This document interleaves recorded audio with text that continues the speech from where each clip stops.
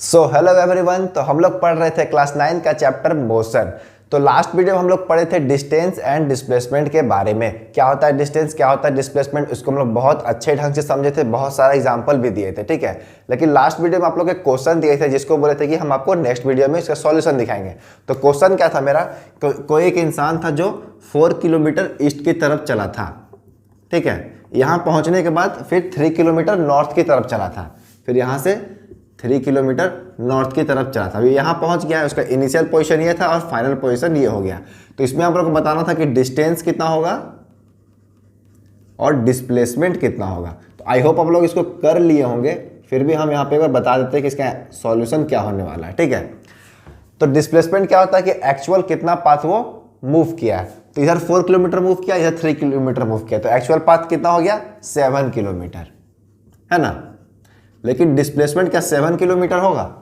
Displacement क्या होता है, इनिशियल पोजीशन और फाइनल पोजीशन के बीच का डिफरेंस, यानी कि इनिशियल ये है और फाइनल ये है। तो यानी कि इस लाइन को हम लोग ज्वाइन कर देंगे, तो ये इस पाथ का जितना लेंथ होगा, ये पाथ का जितना लेंथ होगा उतना ही मेरा डिस्प्लेसमेंट होगा, क्योंकि यही मेरा इनिशियल और फाइनल के बीच का डिफरेंस है। तो ये कैसे निकालेंगे हम लोग, इस जो आई से लेके एफ तक है उसका डिस्टेंस हम लोग कैसे निकालेंगे। देखिए आप लोग पाइथागोरस थ्योरम पढ़े होंगे, यहाँ पे हम लोग पाइथागोरस थ्योरम के हेल्प से हम लोग इसको निकालने वाले हैं। तो हम लोग क्या पढ़े होते हैं, H square equal to P square plus B square. ये पाइथागोरस थ्योरम आप लोग मैथ में पढ़े भी होंगे, ठीक है ना। तो हमको क्या निकालना है, ये इसको क्या बोलते हैं हाइपोटेनियस, इसको बेस, इसको परपेंडिकुलर। तो हाइपोटेनियस हमको निकालना है, इसको मान लेते हैं एच, ठीक है। तो ये एच ही स्क्वायर हो जाएगा, पी है 3 किलोमीटर, परपेंडिकुलर यही ना है, तो 3 का स्क्वायर हो जाएगा प्लस बेस का स्क्वायर, बेस कितना 4 यानी कि 4 का स्क्वायर कितना हो गया, 3 का स्क्वायर 9 प्लस 4 का स्क्वायर 16 यानी कितना हो गया 25। तो एच स्क्वायर इक्वल टू कितना आ गया 25। तो एच का वैल्यू कितना हो जाएगा 5 किलोमीटर। समझ में आया। यहाँ पर डिस्प्लेसमेंट कितना हो जाएगा 5 किलोमीटर। अगर आप लोग को भी इतना आया है तो बहुत बढ़िया बात है, अगर नहीं आया तो इससे आप लोग समझ सकते हैं, ठीक है। समझ में आ गया, कोई दिक्कत नहीं, ठीक है। चलिए तो आगे बढ़ते हैं अब।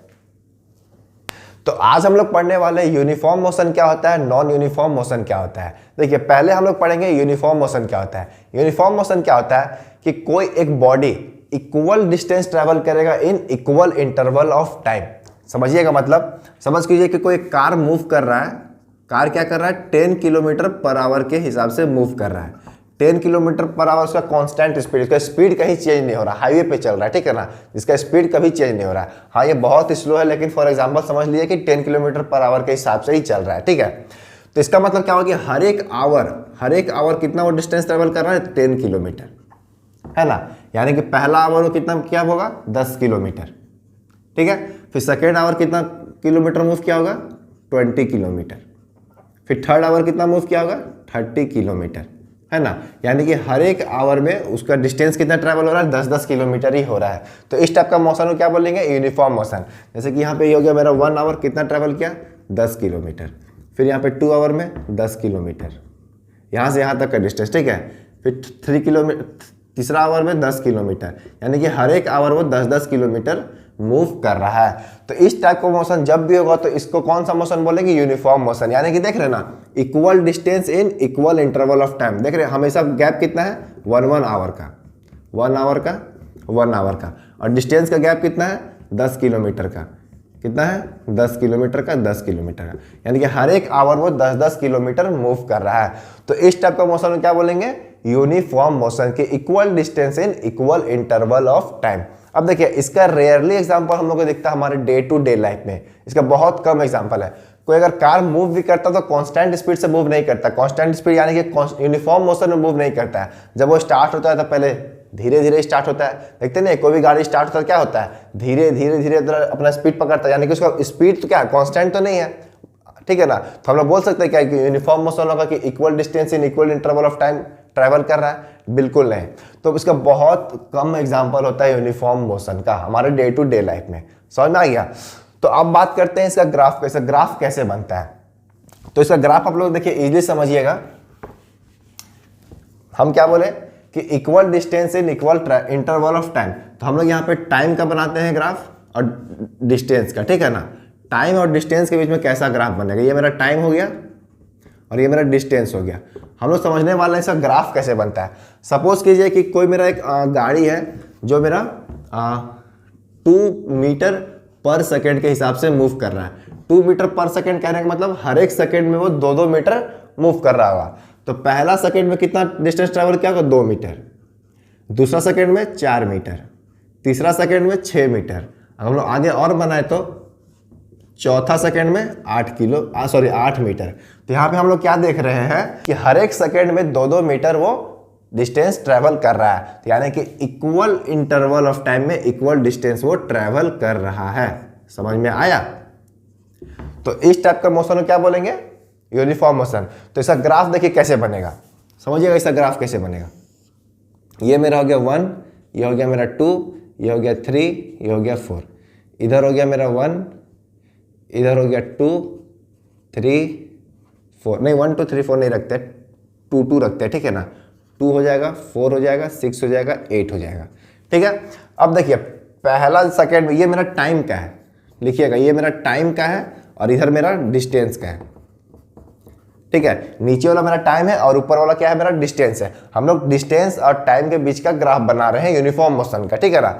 तो देखिए पहला सेकंड में कितना डिस्टेंस ट्रैवल किया, 2 मीटर, यानी कि पहला सेकंड में 2 मीटर, यहाँ पे पॉइंट आ जाएगा, ठीक है। दूसरा सेकंड में कितना डिस्टेंस ट्रैवल किया, 4 मीटर, यानी कि दो सेकंड तक कितना डिस्टेंस ट्रैवल किया था, 4 मीटर। तो इसको यहाँ से इसको यहाँ से, यानी कि पॉइंट यहाँ आ जाएगा, ठीक है, समझ में आ रहा है। थर्ड सेकंड में 6 मीटर, तो करेंगे उसी तरह, थर्ड यहाँ से 6 मीटर यहाँ से, यानी कि कुछ इधर इधर यहाँ बन जाएगा।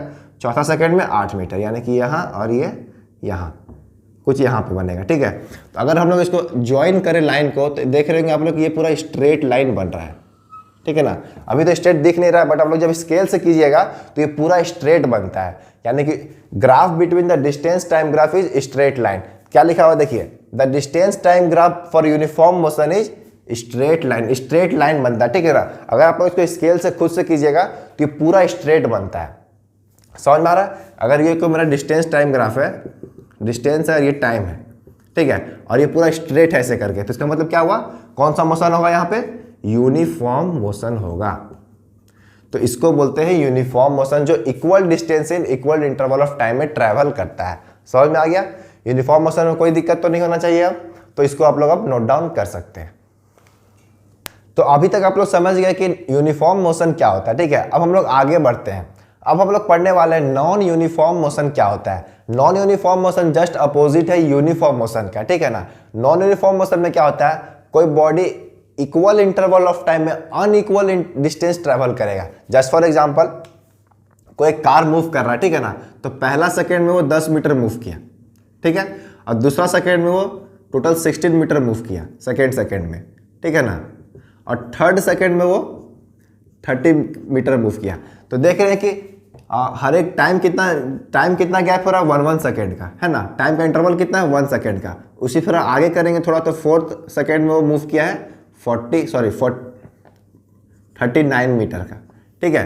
तो टाइम का इंटरवल देख रहे हैं कि इक्वल है, यानी कि एक सेकेंड का टाइम इंटरवल है, इसी को बोलते हैं टाइम इंटरवल, यानी कि डिफरेंस कितना है टाइम के बीच में। तो पहला से दूसरा में एक सेकेंड का देख रहे हैं टाइम इंटरवल है, तो क्या इक्वल डिस्टेंस ट्रेवल कर रहा है इक्वल इंटरवल ऑफ टाइम में। देखते हैं, पहला सेकेंड में 10 किया, दूसरा सेकेंड में 16 किया, यानी कि डिस्टेंस कितना आ गया, 6 मीटर किया, यानी कि 1 से 2 सेकेंड जाने में बस वो 6 मीटर मूव किया। अब सेकेंड से थर्ड जाने में वो 14 मीटर मूव कर दिया, देख रहे ना, 16 से 30 पहुंच गया। अब चौथा सेकेंड जाने, तीसरा से 4th सेकेंड तक जाने में वो 9 मीटर मूव किया है। तो देख रहे हैं कि इधर इक्वल इंटरवल ऑफ टाइम है, लेकिन यहाँ पे इक्वल डिस्टेंस ट्रेवल कर रहा है, यहाँ पे क्या हो रहा है, अनइक्वल डिस्टेंस ट्रेवल कर रहा है। तो इस टाइप का मोशन को क्या बोलेंगे, नॉन यूनिफॉर्म मोशन। क्यों, क्योंकि unequal distance in equal interval of time. जैसे कि एक और एग्जांपल लेते हैं रियल लाइफ में। रेलवे स्टेशन में ट्रेन जो चलता है, पहले क्या होता है, कोई एक स्टेशन यहाँ पर, ठीक है ना, कोई एक स्टेशन ये है और यहाँ पे एक मेरा ट्रेन है इस टाइप का, ठीक है, और यहाँ पे कोई स्टेशन जाना है। तो क्या होता है, क्या ट्रेन का जैसे ही स्टार्ट होता है वहाँ पे 60 किलोमीटर का रफ्तार पकड़ लेता है, नहीं, पहले धीरे धीरे स्टार्ट होता है, धीरे धीरे स्टार्ट होगा कहने का मतलब पहला सेकंड में एकदम 2 मीटर मूव करेगा, दूसरा सेकंड में 6 मीटर मूव करेगा, फिर तीसरा सेकंड में 16 मीटर मूव करेगा। यानी कि देख रहे हैं धीरे धीरे अपना स्पीड बढ़ा रहा है। तो यहाँ पे क्या हो रहा है, स्टार्टिंग में स्लो था, फिर धीरे धीरे स्पीड बढ़ाता है, फिर स्टेशन तक पहुँचते पहुँचते क्या होता है, अपना स्पीड को स्लो करते जाता है। तो यहाँ पे भी क्या देख रहे हैं कि इक्वल इंटरवल में अनइक्वल डिस्टेंस ट्रैवल कर रहा है। शुरू का पहला सेकंड में कम डिस्टेंस ट्रैवल किया होगा, लेकिन बाद का 1 सेकंड में बहुत ज्यादा डिस्टेंस ट्रैवल किया होगा, ठीक है ना। तो ये मेरा एग्जांपल होता है किसका, नॉन यूनिफॉर्म मोशन का। कोई भी, सिर्फ ट्रेन का बात नहीं करें, कोई भी कार हो, बाइक हो, आप जो बाइक चलाते हैं वो भी नॉन यूनिफॉर्म मोशन का एग्जाम्पल है। क्यों, क्योंकि आप तो पूरा कॉन्स्टेंट स्पीड से पूरा एक ही स्पीड तो नहीं रखते हैं, कभी बीच में ठोकर आता होगा या फिर सामने में कोई बच्चा आ गया तो क्या करते हैं आप लोग, अपना स्पीड कम करते हैं। तो यानी कि वो क्या एग्जाम्पल हो गया, नॉन यूनिफॉर्म मोशन का। सिंपल एक लाइन में बोले तो यूनिफॉर्म मोशन मतलब कांस्टेंट स्पीड रहेगा, यानी कि स्पीड में कोई चेंजेस नहीं आना चाहिए। और नॉन यूनिफॉर्म मोशन मतलब स्पीड में चेंज आते रहेगा, कभी ठोकर आ गया तो कभी ट्रैफिक आ गया तो कभी बड़ा सा व्हीकल आ गया सामने, तो स्पीड वहाँ पे चेंज होते जाता है। जो एक स्विंग होता है, झूला, झूला का एग्जांपल देते हैं। झूला क्या होता है, सपोज कि यहाँ पे मेरा झूला है, ठीक है ना, तो यहाँ पे आता है फिर आगे आता है, यानी कि मूवमेंट ऐसे करते रहता है।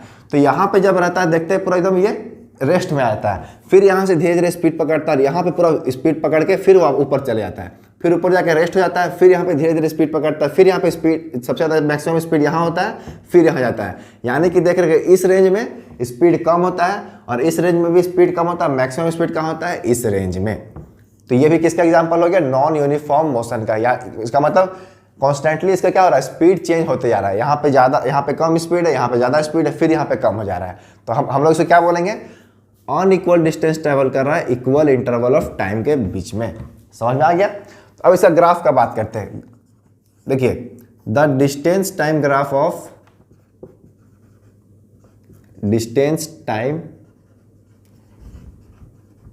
Graph of non uniform motion.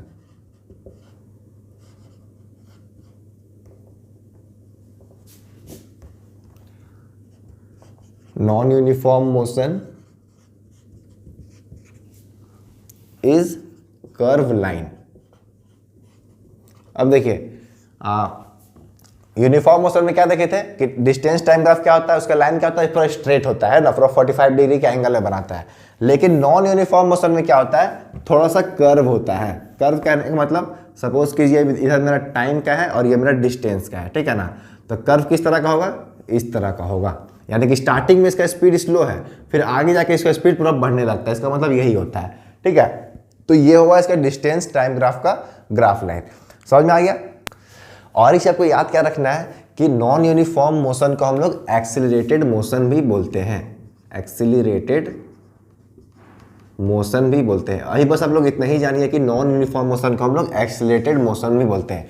क्यों बोलते हैं, जब एक्सीलरेशन पढ़ेंगे तब हम लोग इसको समझेंगे, ठीक है ना। नॉन यूनिफॉर्म मोशन में क्या होता है, स्पीड मेरा चेंज होते जाता है। कोई भी गाड़ी स्टार्ट होता है तो 0 से स्टार्ट होता है, तब आगे जाके इसका क्या होता है, स्पीड धीरे धीरे बढ़ता है, ठीक है ना।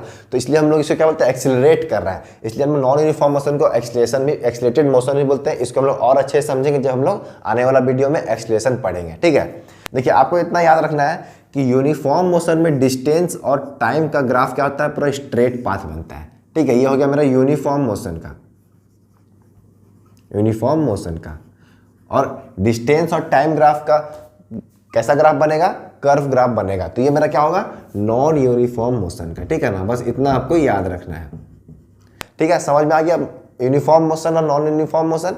तो चलिए, तो आज के वीडियो में इतना ही रखते हैं। नेक्स्ट वीडियो में हम लोग पढ़ेंगे स्पीड, वेलोसिटी, एक्सीलरेशन, ठीक है। तो ये समझना आपको बहुत जरूरी था कि यूनिफॉर्म और नॉन यूनिफॉर्म मोशन किसको बोलते हैं। समझ में आ गया। तो पढ़ाई करते रहिएगा, मिलते हैं अगले वीडियो में। Thank you.